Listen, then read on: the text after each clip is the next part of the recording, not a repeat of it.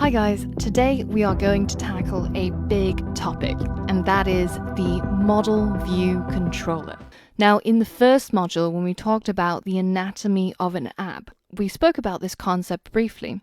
But as we're building Quizlet and we're actually using a full model view controller design pattern in order to create this app, I thought this is a good time to address what exactly is the MVC design pattern and why is it useful and how are we using it in our app. So the first thing that we have to address is what exactly is a design pattern? Well, a design pattern is simply a proven solution or a best practice approach to a common problem. So to give a real-life example, a common problem that the early man might have faced is how do you stay warm when it gets dark and cold? Well, very early on, people learned that they could build shelters by taking animal hide and making it into a teepee. But then later on, they realized that actually animal hide is not all that fire retardant. And also, if you have some wild animals lurking around, it's not so difficult for them to come in and eat your family. So then there was an improvement on that design pattern, and people brought out mud huts, which were made out of mud so that the wind can't easily tear it down and animals find it hard to enter. But then people improved on that further, and we have the modern house, which is made out of wood, so it keeps you warm, it keeps you safe, and the majority of us will agree that this is a pretty good design pattern. So instead of having every human who needs to build a shelter go through the painful process of discovering what is the optimal structure to build as their shelter, in the process possibly losing their family to wild animals, instead we've come up with a design pattern or a blueprint that tells anyone who's looking to build a shelter what is the best practice for building a house. So any future house builders can refer to this blueprint and see that, in order to build a house, I should structure it so that I have a foundation, I have walls made out of bricks, and also I should have a roof on top.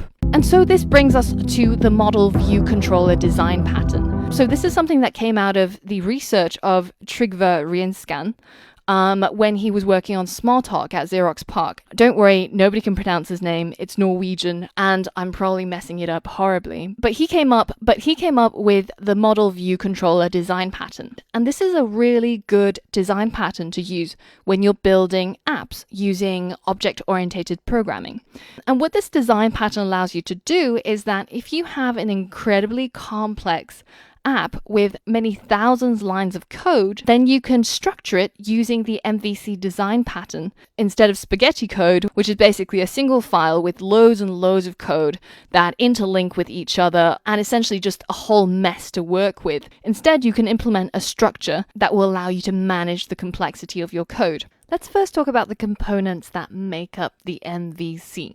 So the M stands for model, which is a structure that manages the data. It's not the data itself, but it is responsible for creating new entries into the database or reading from the database or deleting entries from the database. So in that way, essentially, it structures the data and prepares it in a format that the view controller can use. Next is the view, and this is essentially just what you see on screen. And in the middle, there is the controller, and it handles communication between the model and the view. So say if you have a contacts app, and you're looking for a particular person's phone number. So you look up Amy's phone number, and that makes a request to the controller. The controller then takes this request and does some processing around it to see whether if this is an appropriate request. And if it is, then it sends a message to the model asking for that data. Now, the model is not the data itself. Instead, the model is like the storeroom manager. It grabs the data from the database and formats it in a structure that the controller can understand, and then serves that data back to the controller. And the controller prepares it for display on the view. So the MVC design pattern can be a little bit abstract. So to bring the message home, I'm going to illustrate this with an analogy. So welcome to our restaurant, and I'm going to show you how it works in this context. Now, in our restaurant analogy, the data will be the raw ingredients. The model will be the kitchen that prepares and structures the ingredients into dishes. And those dishes get passed over to the waiter, which is the controller in this case. And that waiter can take orders as well as serve orders onto the view, which is what the customer sees on the table. So first we'll start off by making a request to the controller or the waiter. We'll tell him that we want to see some pancakes on our table. Now the waiter is going to take that request to the kitchen. The chefs in the kitchen will then go to the larder and fetch the ingredients that are required to make these pancakes, or the data that's required to be served up. And then once the data is brought back to the kitchen, they will prepare the ingredients and turn it into something that the waiter can take back to the customer. And then the diligent waiter will take this dish and present it on the table of the customer.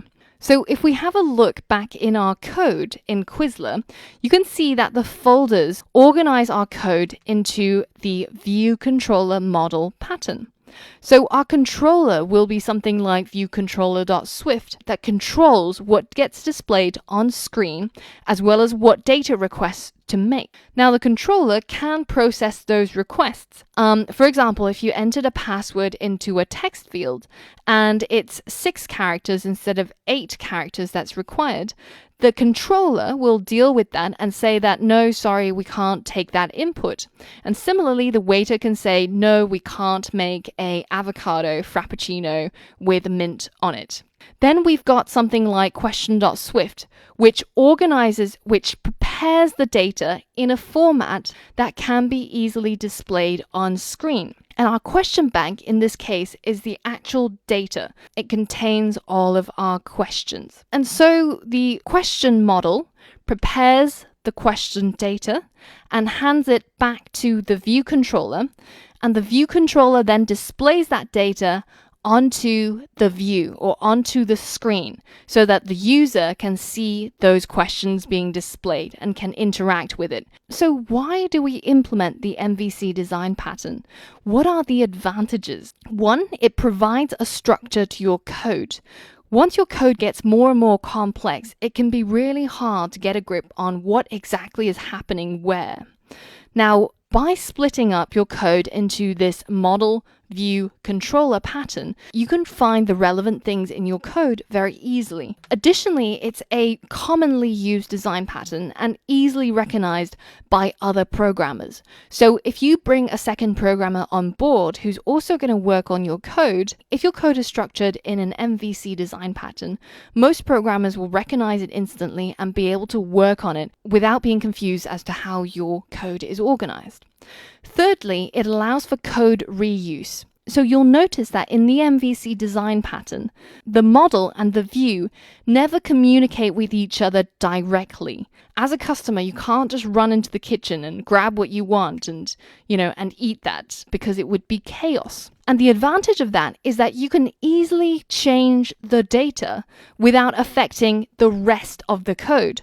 So for example, if tomorrow I decided that my app was going to be in French, I could quite easily change my data file from the English questions to French questions, and I wouldn't need to change how any of the rest of my code works. So this allows for code reuse, and it is very efficient.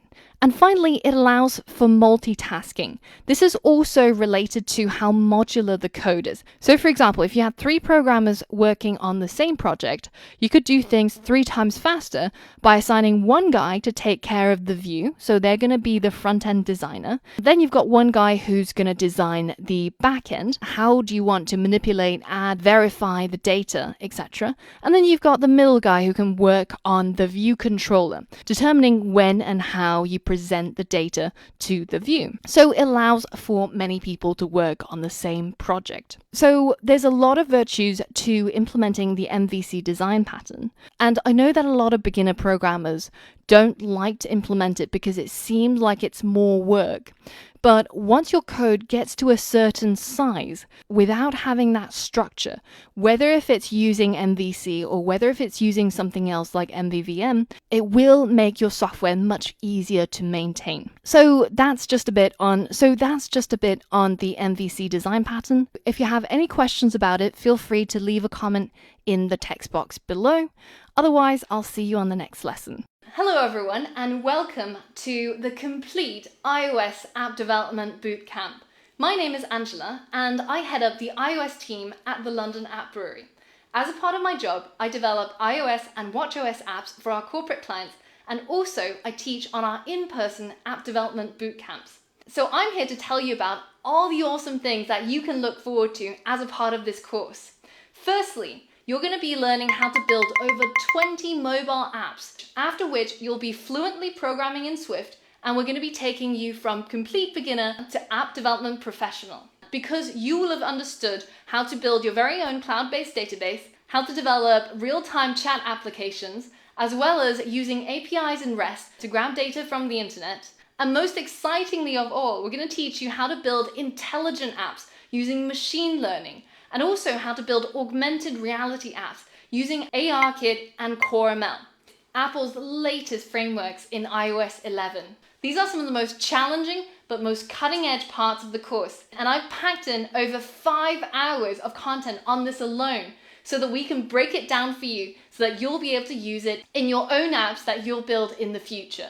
So by taking this course, you're going to find that you're saving yourself loads of time, because you don't have to watch some guy just coding along, not understanding what he's doing. In our courses, you won't just understand how to do something, but we're also going to explain why you're doing something, so that once you complete the course, you'll be able to build any app that you can dream of. You're also going to be saving yourself a lot of money, because instead of spending $8,000 to $12,000 on an in-person programming bootcamp, you're going to get all the benefits of an in-person programming bootcamp, as well as the curriculum that we teach, for a fraction of the price.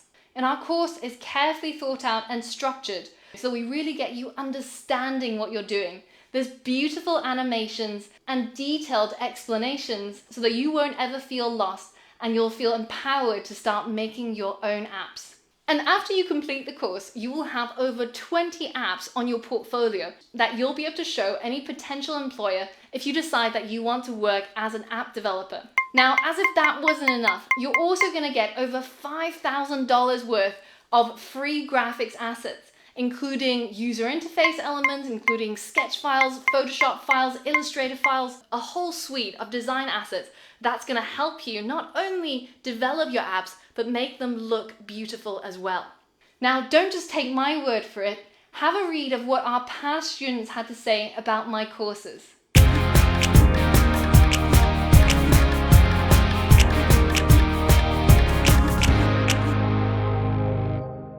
I look forward to seeing you on the course. Right, so we're now ready to download and install Xcode 9.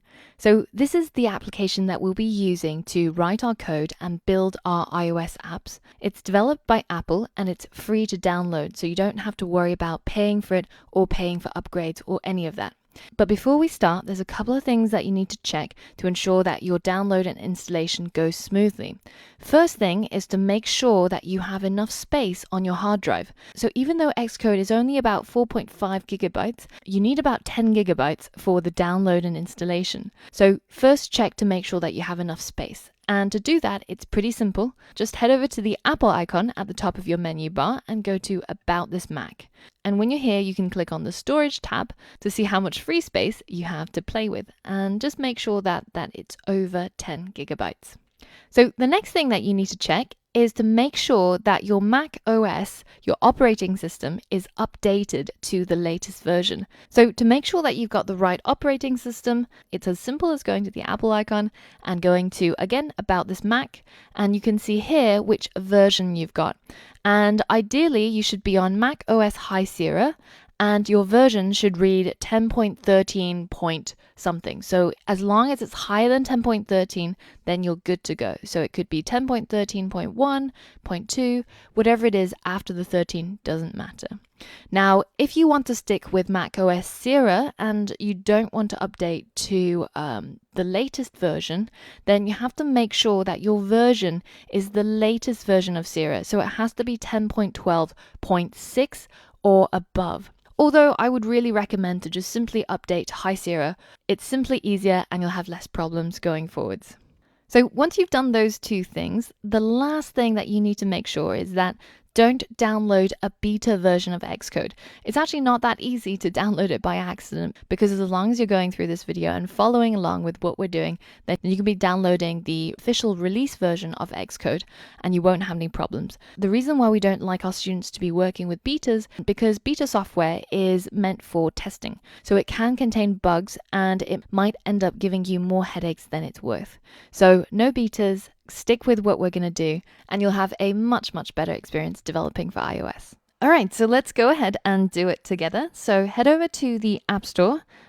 You can either use Spotlight by holding down Command and Spacebar to bring it up using the shortcut, or you can head over to the Spotlight icon over here, or if you want to be really fancy, you can even get Siri to do it for you. Siri, open the App Store.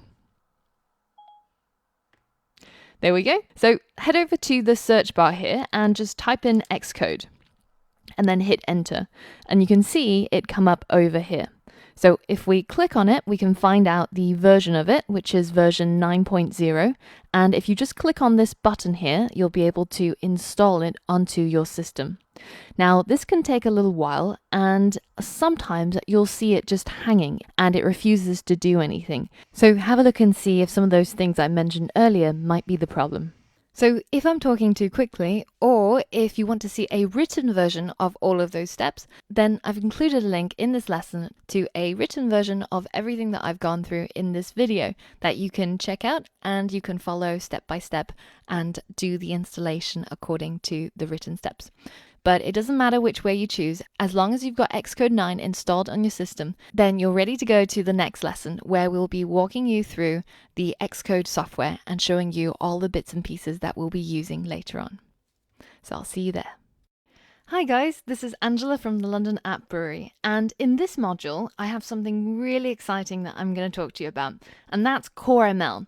So this is Apple's new machine learning framework, and it's something that's going to enable us as app developers to make our apps more intelligent. Now, ever since it was announced at WWDC in June, we've all been really excited, and I've been trying out a number of things using CoreML, implementing it in a number of applications.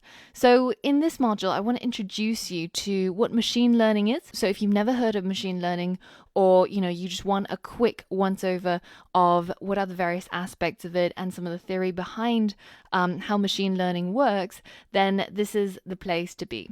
So firstly, we're going to talk about what machine learning is, and then we're going to move on to the different types of machine learning that are currently available and some of the real-life applications of machine learning. And then we're going to jump into a practical session where I teach you how to use CoreML to implement visual recognition in your iOS app using Swift 4. So I can't wait to get started. I hope you're the same. So let's begin. I want to start off by addressing what exactly is machine learning. Now, as with everything ending in ing, machine learning is simultaneously a problem as well as a solution. So it's basically a field of study that allows computers to learn without being explicitly programmed. So throughout this entire course, we've been teaching you how to program using Swift and how to give the computer, be it the iPhone or the iPad, explicit instructions as to what it should do. So for example, in the Quizlet app, when the user taps on the right answer, we're saying if user got the answer right, then show them a tick and tell them you were right, right? So that's an if statement. What if instead of giving the computer instructions like step 1, do this, then do that. If this happens, then do that. What if we just try to teach it like we would a child and get it to learn through its experience? Well, this is kind of what machine learning is. So let me give you an example. So I've got a BB-8 here, and let's say we want it to go towards the endpoint. So that's where the flagpole is. Now, I could program this by saying to the robot or the BB-8, move forwards. So this is, of course, pseudocode, but you get the point. So move forwards. Right, so it moves forward, and oh look, there's an obstruction, and it can't continue moving forwards. So in my code, I could have a line that addresses this. I could say, if there is an obstruction, then you should move right. So it moves right, And then if there's no more obstructions, then you should move forwards or move towards the flagpole. So this is basically a really, really simple script that tells the robot to move to the flagpole, covering the least amount of distance. Now, that's all very well and good, but what if the obstruction was over here, or if it was down there? Then my program would completely fail because it would just continue moving forwards and it actually doesn't hit an obstruction, but it's also going nowhere near the flagpole. So this is a very simple example. Of course, you can make your program more complex by saying, figure out what is the coordinate of the flagpole and try to reduce the distance between the robot and the flagpole. And if there is an obstruction, then dodge it left or right, and then continue trying to progress towards the flagpole. Now, that's definitely possible. But if instead we employed machine learning, then we could simply tell the robot to find the shortest route to the flagpole. And it would, maybe bump around and go in all sorts of different directions. But once it hits the flagpole, then we'll give it a reward and tell it, you've got it right. And over time, if we keep training it, and we get it to do this many, many times, then it'll learn to avoid obstructions and figure out the shortest route to the flagpole, all without any explicit code writing on our part. So this is essentially the fundamentals of machine learning. And it's defined as the field of study that gives computers the ability to learn without being explicitly programmed. So the actual term machine learning was actually coined by this guy, Arthur Samuel. And he was the guy who first wrote what could be said as a machine learning algorithm to play checkers. And he figured out a way of getting a robot to play checkers without telling it explicitly what to do. Instead, his code asked the machine to try and learn by itself and try and optimize itself over repeated games. So if you know anything about machine learning, or if you know nothing about machine learning, the most important thing to remember is that it's usually split into two broad categories. So supervised machine learning or unsupervised machine learning. And this relates to how you train the machine learning model.